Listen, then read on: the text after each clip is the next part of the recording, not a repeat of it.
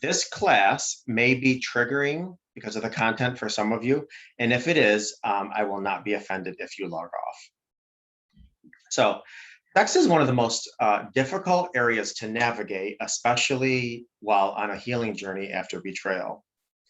To cut down on triggers, I'm not going to get into the specifics or talk too deeply on sex post betrayal.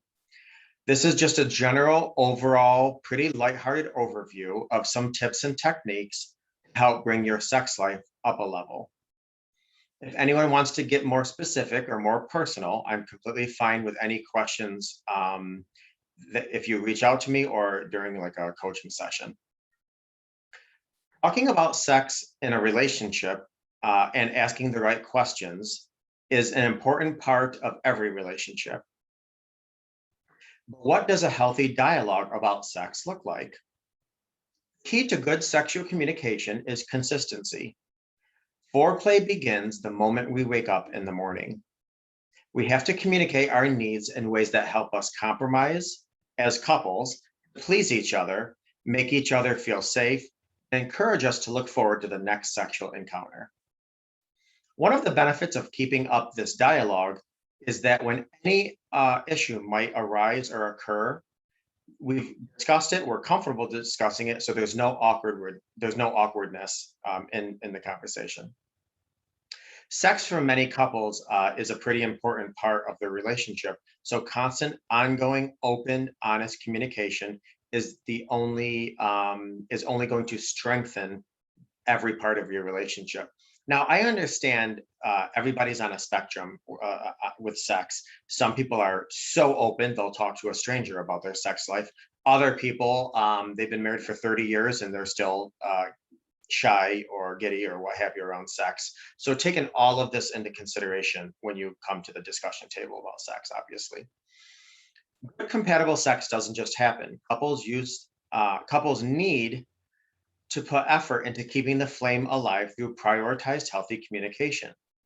If sexual desire wanes, couples that want to better their intimacy and sex life will address it. They might see a doctor, check themselves out physically, they might address specific areas of need through a professional, etc.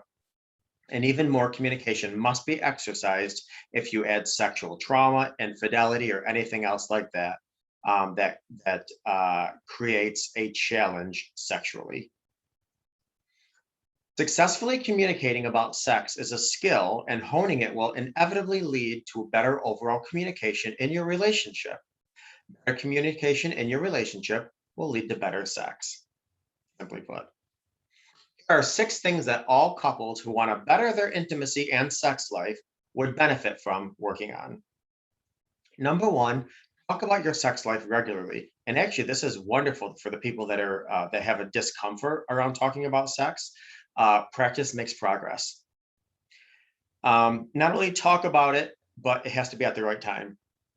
Obviously, if your spouse just gets done yelling at the kids, that's not the best time to bring up the topic of sex. So, sounds impossible, I'm sure, but healthy conversations about sex should be regular occurrences.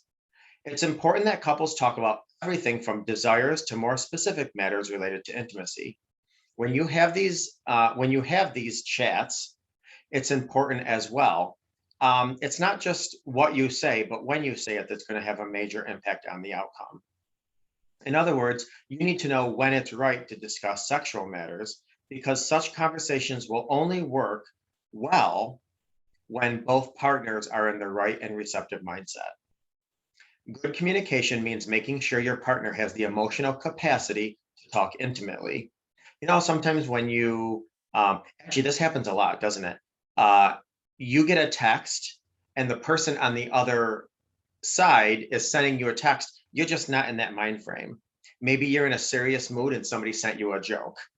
Maybe you are in a funny mood and somebody got back to you and is serious. You're just not there. You're not in the mindset. So timing is crucial. If your partner doesn't have the capacity, then simply wait or ask them, when would be a good time. Kind of common sense, use your judgment. When having this discussion, attentiveness is essential. Active listening lets couples check in with what they heard their partner say and make sure they've understood what they meant. And if something is misinterpreted or misunderstood, it could be caught right away rather than leading into a destructive rabbit hole. And again, if this is something that you're doing with a partner that you're reconciling in, it's going to take a lot of patience, especially when you have triggers and traumas and all this other stuff. And if you're going into a new relationship, these are some good tips and techniques to start right off with once you obviously introduce sex into the relationship. Number two, they put their sex on a calendar and they talk about the upcoming date. For many couples, impromptu sex is best. However, in this day and age where we all are spread very thin and going in multiple directions, planning our sexual encounters and endeavors may be a necessity. Planning sexual times is also helpful to reduce excuses like I'm too tired, I'm too busy, etc. These can make our partners feel less of a priority. It's healthy to write down dates and plan them to be sexually active.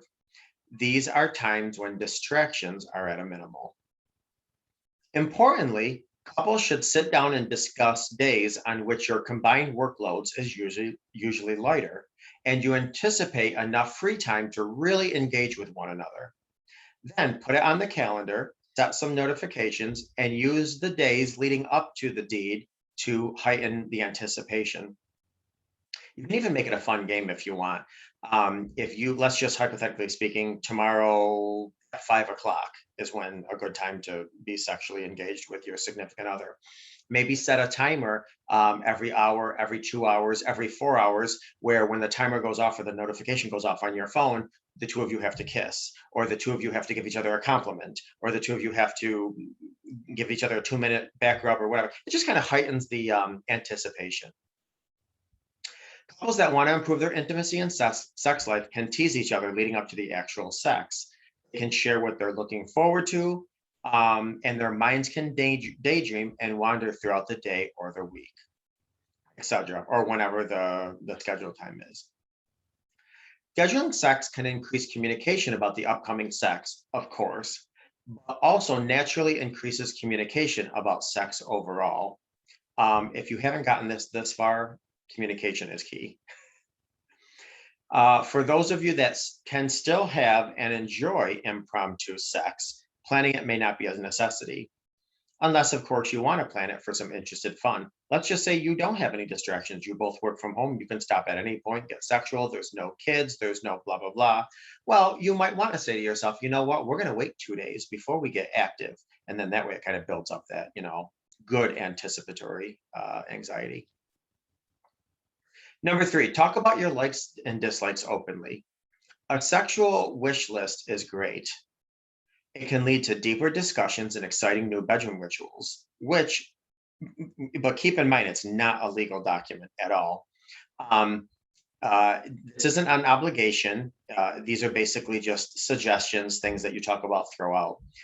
Respecting the fact that this isn't a legal document is crucial, especially when you're reconnecting post-betrayal, or you're starting a new relationship. And keep in mind, I just want to say, your sexual interests could very well change. I mean, you're a different person today than you were 5 years ago. 5 years from now, you're going to be a different person than you are now. So your interests are going to change, and your significant other is not a mind reader. So it's important to continually build bridges with one another to update them on the things that you enjoy and listen to maybe some of the new things that they're looking into. Each partner needs to feel safe, secure, and calm. Sex basically is adult play, imaginative and free-flowing. Couples that want to better their intimacy and sex life communicate by showing up as who they are, not who they think their partner wants them to be.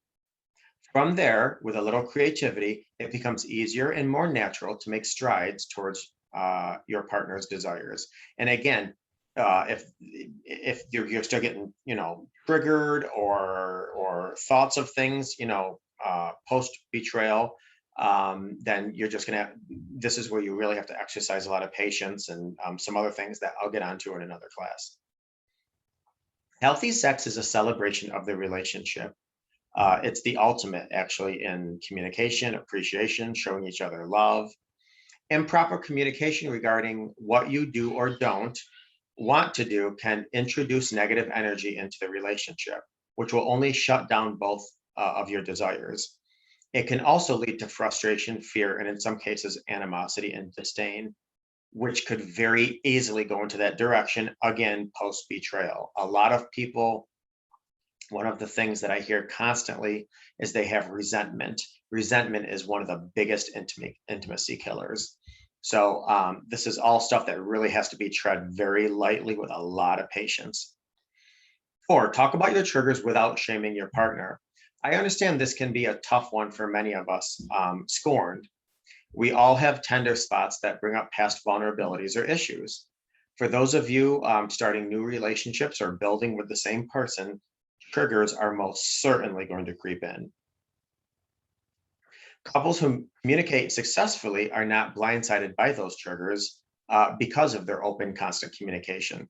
Instead, they recognize when such topics come up, they own the responses, they talk about the triggers, and they get past them without placing blame. And this is even done while being active.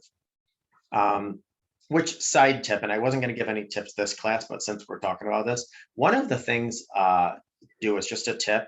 And I know this is hard for those people that like all the lights off or no eye contact, but really eye contact lets both parties know that you're physically present, you're emotionally present, you're into this moment, blah, blah. So eye contact is crucial. But again, I'm not going to get into tips, this class. For any sex discussion, placing blame should absolutely be avoided at all costs because it unfairly turns our problem into our partner's problem. And that's a big no-no, unless, of course, that particular problem is exclusive to your partner.